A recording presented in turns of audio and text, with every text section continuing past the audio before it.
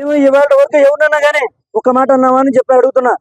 ఒక్క మాట అన్నా మేము ఎవరినన్నా అన్నావా? ఈ రోజున ఇంట్లో ఉన్నటువంటి మహిళని మీరు ఇలాంటి మాటలు మాట్లాడతారా? కానీ ఈ రోజున ఇప్పటి వరకు కూడా ఎవరినన్నా సరే ఒక మాట మాట్లాడిన పరిస్థితి ఉందా? దుర్మార్గంగా చేస్తా ఉన్నారు. ఖచ్చితంగా భగవంతుడైన ఉన్నాడు, మీకు శిక్షిస్తాడు, భగవంతుడు చూస్తాడు. మేమేం చేయలేకపోవచ్చు, కానీ భగవంతుడైన చూస్తాడు ఖచ్చితంగా. దీనికి మీరు తగిన మూల్యం చెల్లించుకోవాలి. మీ పోలీసు వారిని ఒకటే వేడుకుంటున్నాం, అయ్యా మీరు అందరూ ఉన్నారు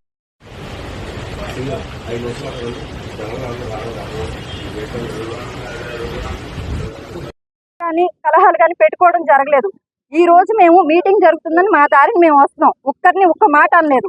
ఇష్టం వచ్చినట్టు బరి తెగించిపోయి రోడ్ల మీద మమ్మల్ని నిర్బంధించేసి చుట్టూ 10 సార్లు దాడి చేయడానికి రాడ్లేవో పట్టుకొని చేతులకి టవల్స్ అవి కట్టేసుకుని ఇష్టం వచ్చినట్టు కార్ని ధ్వంసం చేసేసి ఎలాంటి మాటలు అంటే నీచంగా అలాంటి మాటలు నేను మాట్లాడలేను. అంత భయంకరంగా తిడుతూ పోలీసులు ముందే ఇలా చేస్తున్నారంటే రాజ్యాంగం ఏమైపోయింది, చట్టాలు ఏమైపోయినాయో నాకైతే అర్థం కావట్లేదు. మరి నాకే ఈ విధంగా ఉంటే ఇంకా సాధారణమైన మహిళలు రోడ్డు మీద తిరగడానికి కూడా భయంకరమైన పరిస్థితులు ఏర్పడేటట్టున్నాయి. గవర్నమెంట్ వచ్చి 1 సంవత్సరం అయింది, ఇంకా 4 సంవత్సరాలు ఈ భయానక పాలన ఎలా ఎదుర్కొంటారో మరి నాకైతే అర్థం కావట్లేదు.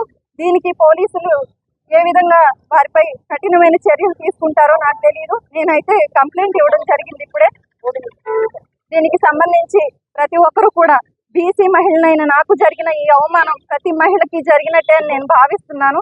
ఎందుకంటే జిల్లా ప్రథమ మహిళకి జరిగిన అవమానం ప్రతి ఒక్కరికి జరిగినట్టే. ఇంత దారుణమైన బూతులు మాట్లాడుతున్నారంటే వారిని ఎస్పీ గారు ఖచ్చితంగా కఠినమైన చర్య తీసుకుని వారిని ఈ రోజే జైల్లో పెట్టాల్సిందిగా కోరుకుంటున్నాను. మేము ఎవరిని ఎటువంటి పదజాలాలు ఉపయోగించకుండా మా మీటింగ్ మేము చేసుకుంటున్నాము. ఆయన మేనిఫెస్టోలో ఇచ్చిన పథకాలు అమలు చేయట్లేదని మాత్రమే మాట్లాడుతున్నాను. ఇంతవరకు 4 మీటింగ్స్కి వెళ్ళాము, ఎక్కడ కూడా ఇలాంటి పరిస్థితి లేదు. కానీ ఈ రోజు గుడివేడ కేవలం మేము రోడ్లో ఎంటర్ అయ్యామంతే, అసలు ఆ రోడ్డు కూడా ఎంటర్ అవ్వలేదు. వాళ్ళు తిరిగి కారు రిటర్న్ వెళ్ళిపోమనంటే మేము కారు తిప్పుకుంటున్నా సరే మొత్తం రౌండ్ చేసేసారు. రౌండ్ చేసేసి మొత్తం అంతా ధ్వంసం చేసేసారు. మీరు ఆల్రెడీ విజువల్స్ చూసుకునే ఉంటారు. ఈ రకమైన రాజ్యాంగం ఇక్కడ అమలవుతుంది. ఇది మరి రెడ్ బుక్ రాజ్యాంగం, మరి ఏ రాజ్యాంగం నాకు తెలియదు. కృష్ణా జిల్లా జడ్పీ చైర్పర్సన్ అయిన ఉప్పాల హారిక గారి మీద టీడీపీ జనసేన గోండాలు దాడి చేయడం నిజంగా చాలా దారుణం, చాలా దురదృష్టకరం. దీన్ని నేను తీవ్రంగా ఖండిస్తూ ఉన్నాను. ఒక మహిళా ప్రజాప్రతినిధి, అది ఆ జిల్లాకు ప్రథమ పౌరురాలైన హారిక గారి మీద ఈ విధంగా దాడికి పాల్పడుతూ ఉంటే పోలీసులు చోద్యం చూస్తూ ఉండే పరిస్థితి. అసలు ముఖ్యమంత్రి గారు, డిప్యూటీ సీఎం గారు, ఒక మహిళా హోంమంత్రి గారు ఇంత సంఘటన జరిగితే ఏం చేస్తూ ఉన్నారు? ఎంత దారుణం! ఒక మహిళా ప్రజాప్రతినిధికి జడ్పీ చైర్పర్సన్ స్థాయిలో ఉన్న మహిళకే ఈ రాష్ట్రంలో రక్షణ లేకపోతే సాధారణ మహిళలకి ఇంకా రక్షణ ఎక్కడ ఉంటుంది?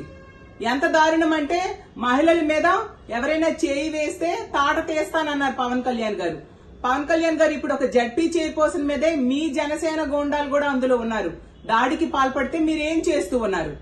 ముఖ్యమంత్రి గారు అన్నారు మహిళల మీద ఎవరైనా చేయి వేస్తే అదే వాళ్ళకి చివరి రోజు అన్నారు. మరి ముఖ్యమంత్రి గారు ఇలా ఒక మహిళా ప్రజాప్రతినిధి మీద దాడి జరుగుతూ ఉంటే మీరు చూస్తూ ఎందుకు ఊరుకుంటూ ఉన్నారు? మహిళా హోం మంత్రి అయ్యుండి కూడా ఏం చేస్తున్నారు మీరు? ఎంత దారుణమా? అంటే రెడ్ బుక్ రాజ్యాంగం అమలు దాని మీదే శ్రద్ధ ఉంది.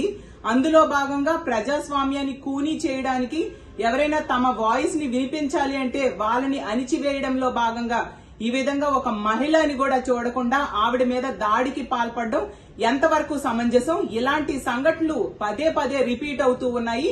దీన్ని ప్రజలు చూస్తూ ఊరుకోరు. ఖచ్చితంగా మీకు తగిన బుద్ధి చెప్పే రోజులు తొందరలోనే వస్తాయని తెలియజేస్తూ ఉన్నాను. కృష్ణా జిల్లా జడ్పీ చైర్పర్సన్ ఉప్పాల హారిక పైన ఈరోజు జరిగిన దాడిని మేమంతా తీవ్రంగా ఖండిస్తున్నాము. ఒక మహిళ అని కూడా చూడకుండా జడ్పీ చైర్పర్సన్ అయిన అటువంటి మహిళను కూడా ఉప్పాల హారిక గారిని ఆమె గుడివాడలో వైసీపీ విస్తృత స్థాయి సమావేశానికి వెళ్తుండగా ఆమె కారును అడ్డగించిన టీడీపీ జనసేన మూకలు ఆమెను ఆమె భర్త రాము గారిని భయభ్రాంతులకు గురి చేస్తూ అసలు వాళ్ళు చేసిన వీరంగం అంతా ఇంత కాదు. ఆమె అసలు భయాందోళనకు గురై ఆమె ఏడవడం మనం ఇందాక టీవీలో కూడా చూసాము.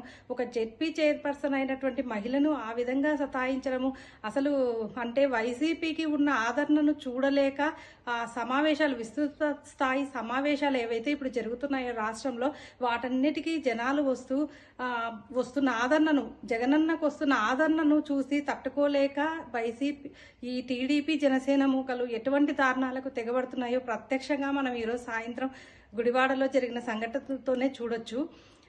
అసలు టీడీపీ జనసేన ఈ కూటమి నాయకులు ఏవైతే దొంగ హామీలు చెప్పి అధికారంలోకి వచ్చారో వాటన్నిటినీ అమలు చేయకుండా ఇటువంటి డైవర్షన్ పాలిటిక్స్కి తెర తీశారు. వాళ్ళు వచ్చి కూటమి ప్రభుత్వం ఏర్పాటై సంవత్సర కాలమైంది. ఆ సంవత్సర కాలం అంతా వాళ్ళు దాడులు, దౌర్జన్యాలు, వేధింపులు ఇటువంటివే చేస్తూ కాలం గడుపుతున్నారు తప్ప ప్రజల సమస్యలపైన, అభివృద్ధి పైన వాళ్ళు ఏమాత్రం దృష్టి పెట్టడం లేదు.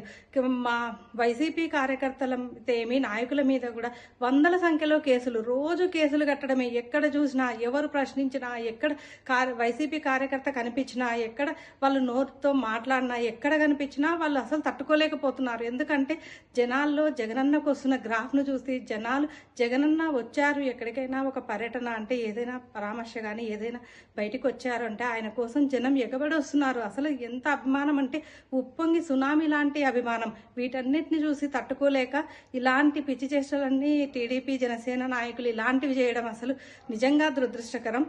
ఈ రోజు జరిగిన దాడిని మేమంతా తీవ్రంగా ఖండిస్తున్నాము. అలాగే ఇకనైనా ఇలాంటి పిచ్చి వేషాలన్నీ మానుకొని రాష్ట్ర సంక్షేమం, అభివృద్ధి మీద వాళ్ళు దృష్టి పెట్టాలి కూటమి నాయకులు, కూటమి ప్రభుత్వం అని చెప్పి మేము కోరుకుంటున్నాము. Thank you.